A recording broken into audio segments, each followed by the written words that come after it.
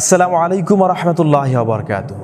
প্রিয় দর্শক শ্রোতা মণ্ডলী, একটা হাদিসকে আপনাদের সম্মুখে উপস্থাপন করতে যাচ্ছি। আল্লাহ রাসূল সাল্লাল্লাহু আলাইহি ওয়াসাল্লাম বলেছেন, ইন্নাল্লাহা লা ইয়ানজুরু ইলা সুওয়ারিকুম ওয়া আমওয়ালিকুম ওয়ালাকি ইয়ানজুরু ইলা কুলুবিকুম ওয়া আমালিকুম।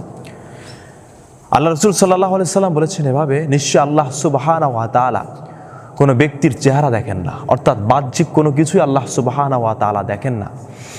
এবং আল্লাহ সুবহানাহু ওয়া তাআলা এটিও দেখেন না কার কি সম্পদ রয়েছে, ধন রয়েছে, অর্থাৎ ধন সম্পদ কোনো কিছু আল্লাহ সুবহানাহু ওয়া তাআলা দেখেন না। কার ধন সম্পদ বেশি, কার কম, কার চেহারা সুন্দর, কার চেহারা কালো, অর্থাৎ বাহ্যিক কোনো কিছু আল্লাহ সুবহানাহু ওয়া তাআলা দেখেন না। বরং আল্লাহ কি দেখেন?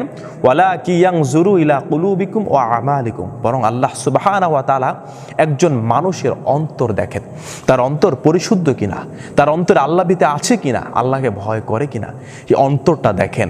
এবং আল্লাহ সুবহানাহু ওয়া তাআলা দেখেন ওই ব্যক্তির আমল, সে আল্লাহ সুবহানাহু ওয়া তাআলার সন্তুষ্টির জন্য আমল করছে কিনা, নামাজ পড়ছে কিনা, রোজা রাখছে কিনা, পিতামাতার খেদমত করছে কিনা, আল্লাহর সন্তুষ্টি অর্জন করছে কিনা, এটি আল্লাহ দেখেন।